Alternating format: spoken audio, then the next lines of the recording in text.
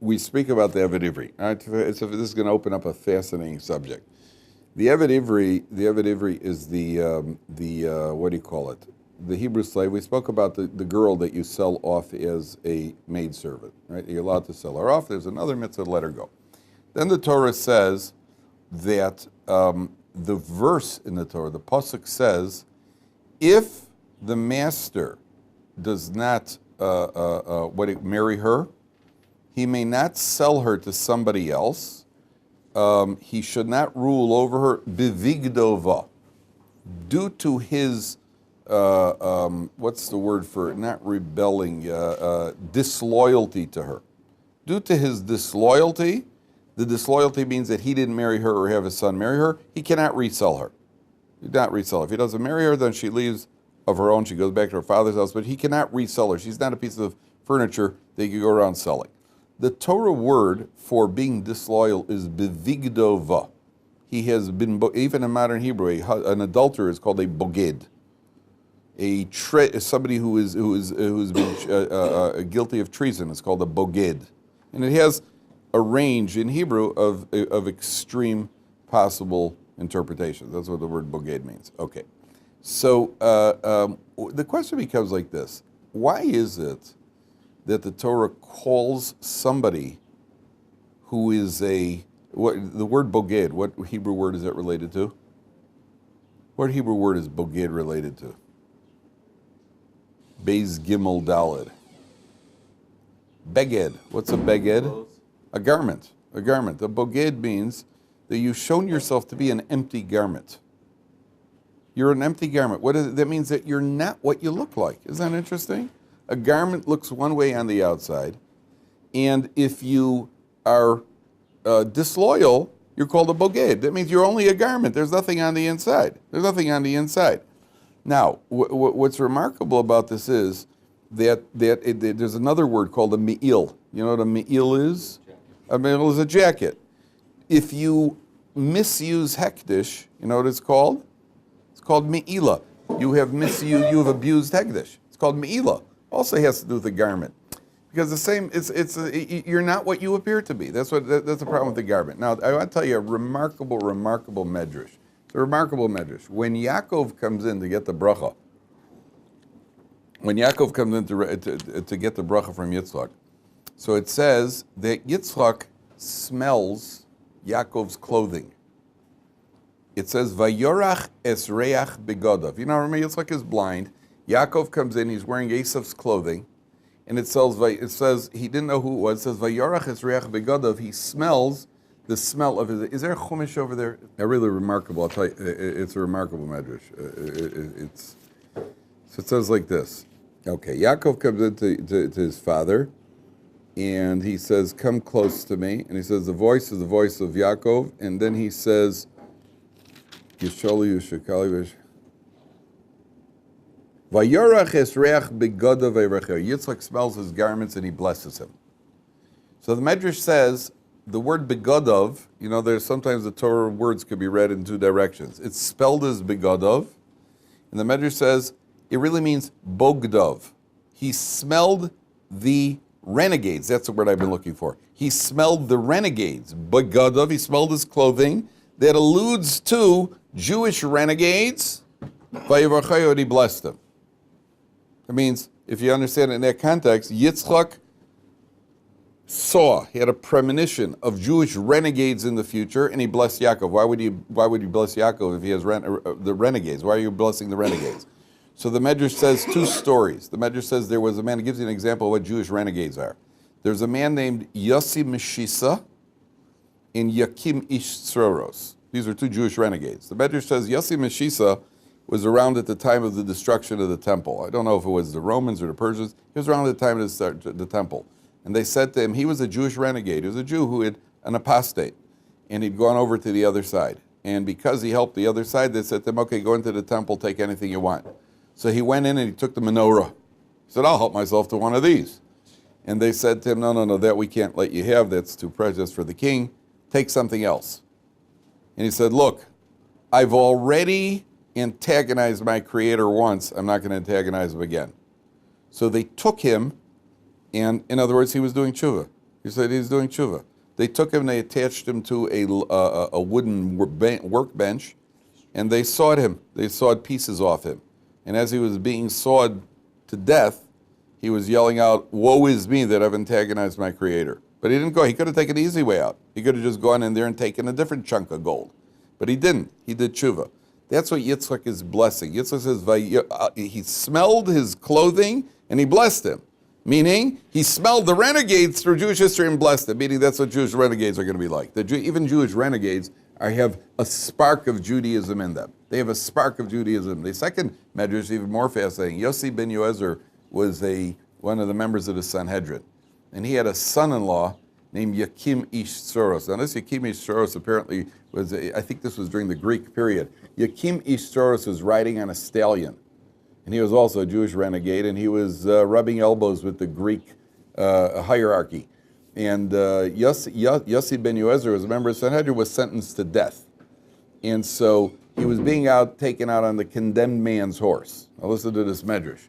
So his nephew, Yakim, the renegade, says to him, hey, Uncle Yossi, look at the horse your master has put you on, and look at the horse my master has put me on. Meaning, I'm living the good life. I'm on a nice stallion. You're on the condemned man's horse.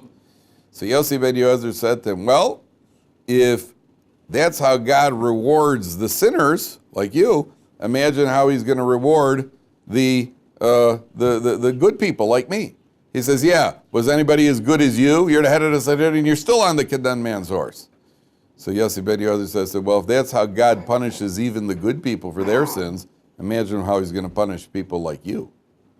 So the Medrash says his words penetrated like the venom of a snake. And Yakim Ish Tzoros, for the first time in his life, got rattled. I mean, no pun intended.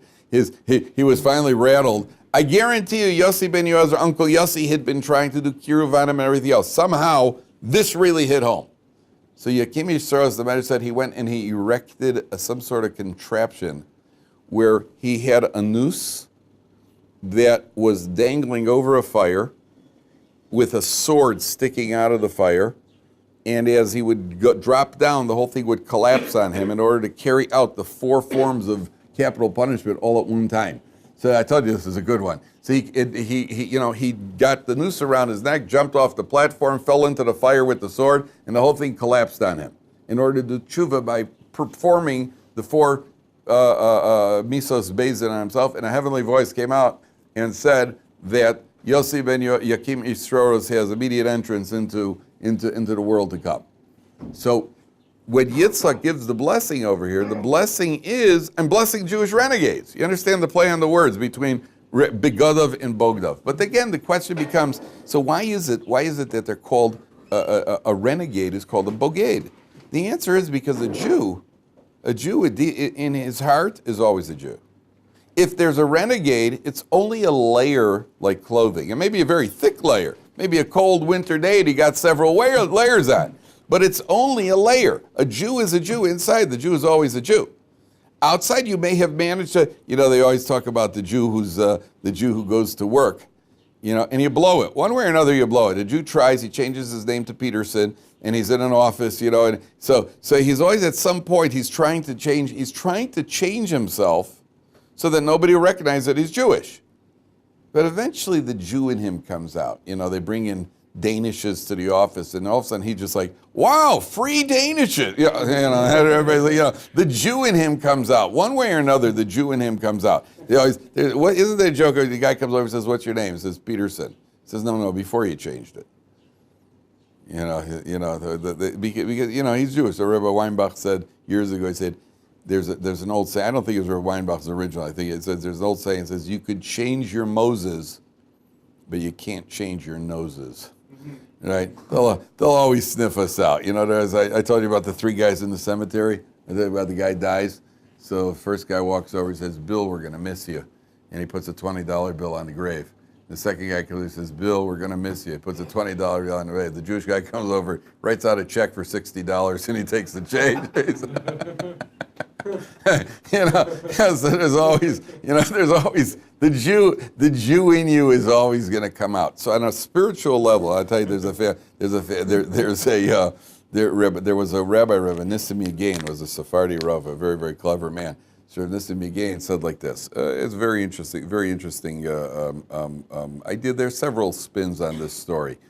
There's a Jewish guy who's an actor, and he can't find a job, an out-of-work actor. So, like many actors, you know, he's waiting on tables and eating apples and tuna fish in Los Angeles for a couple of years till they're waiting for the big break. Okay, one day he sees there's a local zoo. The local zoo, the main attraction of the local zoo is a monkey. Everybody loves this monkey, and the people come. They pay good money to come in, and everybody runs over to see the monkey. And the zoo's making a lot of money. Then one day, the monkey dies. The zoo's got a problem because they don't want anybody to know that the monkey died, because the people say, what do? They put out an ad. They're looking for an actor to play the monkey. They need an actor to be the monkey. So the guy's got no other job, so he appeals. Okay, he does an audition. The guy's a natural monkey. You know, he's just a natural. Okay, they put on the uniform, and he's jumping around, and he's getting better at it. He uses his tail. You know, he's having a great time. He's like, okay, and the crowds are coming every day, and they're roaring, and the guy's putting on with all the antics. Nobody knows he's a monkey. Okay. His skills are, and confidence is increasing, and one day he's zipping around, he's on the trapeze, and the crowd's going wild, and he goes zipping right up over the top of the cage. He lands right in the next cage, right in front, about 10 feet away from the lion. The lion's cage, right next to the monkey cage. So what does a Jew do when you're 10 feet away from a lion, and you know that you're basically, your moments are not, your life is numbered, your time is numbered. So the Jew's looking there, he looks at this lion, he's just like, Shema Yisrael Hashem Elokeinu Hashem Echad. The lion looks up, he goes, Baruch Shem Kevod Malchuso Le'olam Va'ed. He goes, Moish, is that you? He says, yeah, Yossi, what are you doing here? So I couldn't find work. Yeah, me either. Yeah, conditions aren't so bad. It's a little hot inside the farm. I was on the zebra from the next cage, yells over, would you guys keep it down? We're all going to get fired if you keep this up. Right? So he says, you know, there's an idea, you know, who are you? Who are you really? Are you a beged? You ask anybody. In any social conversation, there's a little bit of a qualification here. In any social conversation, when you meet somebody, people say, hi, what do you do? Right? That's how you begin. Hi, what do you do? And what's the answer to that? I'm an accountant, I'm a dentist, you know, I'm a teacher. That's how you answer, by stating your profession. And by the way, in Israel, it doesn't work that way. In Israel, you don't say, hi, what do you do? It says, hi, how much did your apartment cost? You know, how much money do you owe? In Israel, we don't stand on ceremony over here. You get right to the brass tacks right away. So, how much did you pay for your apartment? Really? You got a deal? Do you owe money? Did you borrow money? I don't even know your name. We get right to it. So in a standard situation, you ask somebody, what do you do? Because a person who's been doing that, you notice that there's an assumption by all mankind that you do something. You're productive. If you say, hi, what do you do? Well, I'm basically loaded, so I play computer games all day. Oh, what would you think of such a person? Every single human being would feel, that's not right. It's not what you were put here for. You weren't put here. I don't care if you're Roman Catholic, and I don't care if you're for a Fiji Islander. Your job in life is not to sit there and like, well, I made a lot of money, so I don't do anything. But how do you identify yourself? What do you do? You know, I'm a truck driver. In Judaism, what do? We try to serve a Kodesh Baruch Hu. We do whatever we can. However, having said that, never speak that way to people. It is rude and impolite. Somebody says to you, hi, what do? I try to serve Hashem loyally, right? People are going to say this is a flipped out Baal Tshuva. You know, it is socially unacceptable to speak that way. You may be right, but we don't speak that way because it is very annoying. It's like people saying Baruch Hashem a whole lot. You know, as I say to somebody, how did you get that job? It was Hashem. Oh, no kidding. Until I met you, I was a heretic. and you have finally enlightened me that there's a God. Thank you very much. It's rude. It's rude. I wasn't asking you how you got. I know that there's a God, and I probably knew it before you, because I'm older than you. When I asked you how you got the job, I mean, what was the practical means? I didn't ask for a musser schmooze. It's very annoying. I just had a guy tell me later recently. I asked the guy told me he was selling something. I said, how do you get? Okay, the guy's a little off anyway. I said, how do you finance this? He says, I have a partner. Hashem. That's so hard. I just brought tears to my eyes, but for the wrong reason. For the wrong reasons, because the guy came across as an onion. That's why I brought tears to my eyes. Oh Hashem. And if you say it dramatically, wow, he must really believe, because he said it with such drama.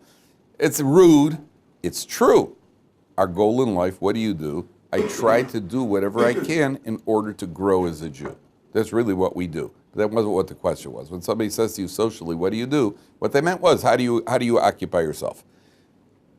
A Jew has a job in life. Problem is that often we identify with the external. That's what he's telling with the story. Who are you really inside? Who are you really? Forget what you tell other people. Who are you really? Are you that person who has got the uniform of a dentist on? Is that really who you are? Or is that a means to accomplish a certain ends, which is obviously to grow as a Jew? That's what the Torah is saying. Are you a beged? Are you just a garment, an empty garment? That's what the Torah is trying to tell you.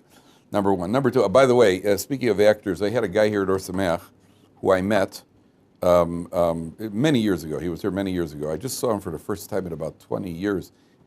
He was a student here in my early days. The guy was a riot, and he was trying to become a Hollywood scriptwriter. Now get this, he was trying to become a Hollywood scriptwriter, and he had been on the West Coast for a couple of years, and he was funny, he was talented, but nobody was looking at his stuff, he couldn't do it, and eventually he moved back to Chicago. When he got to Chicago, he had got involved with somebody, got to him in Chicago, started to be makar of him, and slowly but surely became frum.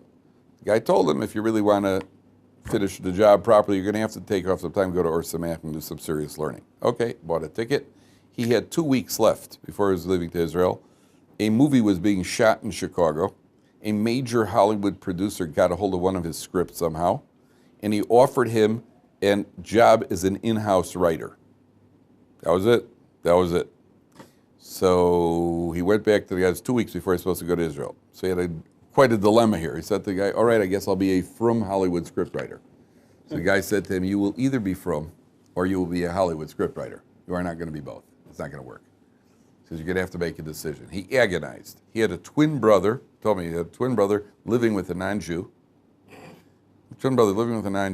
And when he decided not to take the job to go to Israel, his brother cried. His twin brother, the one living with a non-Jew, cried, not because he was going to become frum, because his brother is nuts. He's been waiting for this his entire life to get, this was the break he's looking for, and he's turning his back on it going to Israel. Now he's married, has a beautiful family. I don't know where his brother is, but he's married, has a beautiful family. You understand, what are you? Who are you? What are you really? What are you really? So a guy has, make your choice. I had another guy told me, he was in New York. This is a remarkable story. There's a rabbi in New York, and an African-American woman comes up to the rabbi, and she lives in this apartment complex. She said, you're a rabbi, right? She says, yeah. He says, can you do me a favor and check my mezuzah? So he looks at her, he says, maybe I didn't hear her right. He says, you're what? She says, my mezuzah. So he's got a puzzled look at her. She says, I know what you're thinking. And you're right, I'm not Jewish, but I have a lot of Jewish friends, and I'm alone in New York, and they told me that if you buy a mezuzah and you put a mezuzah on your door, you're protected. You won't get burgled. Nobody will destroy your house. Nobody will mess up your house, and it gives you protection. So the rabbi said, okay, if she's got it. She said, and the Jewish friends also told me that the mezuzah has to be checked periodically. That every few years the mezuzah has to be checked. So the rabbi says, okay, they do her a favor. She's got a mezuzah. Then we'll deal with the issue of whether or not she should have a mezuzah. Okay, he goes up to the front door.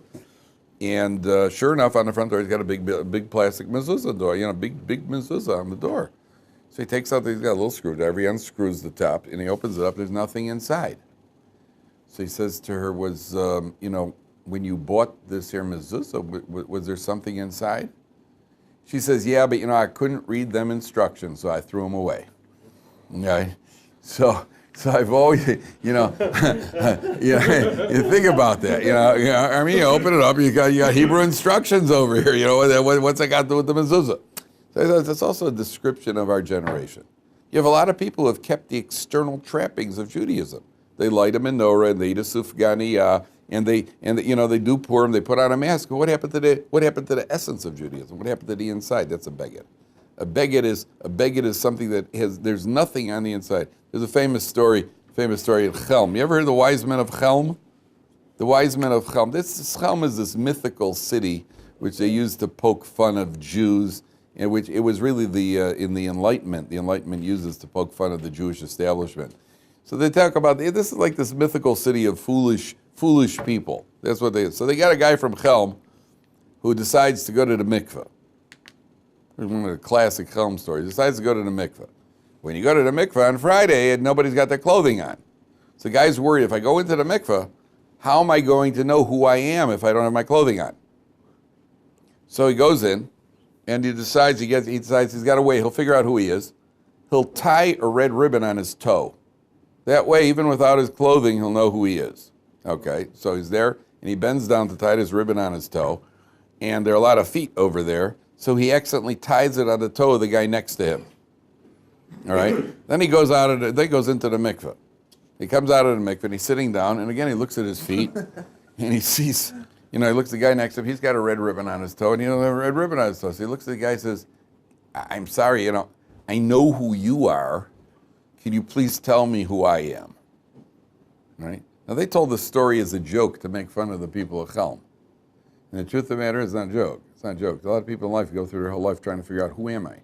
Who am I really? That's what the Torah says. That's a beged. That's a beged. Who am I really? That's the idea. Okay.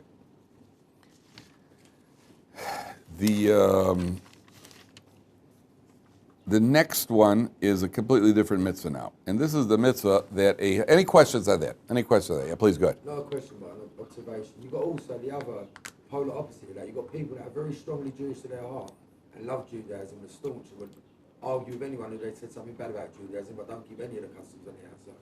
Right, well, that's actually the other. That means that they could say I'm Jewish on the inside. What they really mean is they're Jewish on the outside.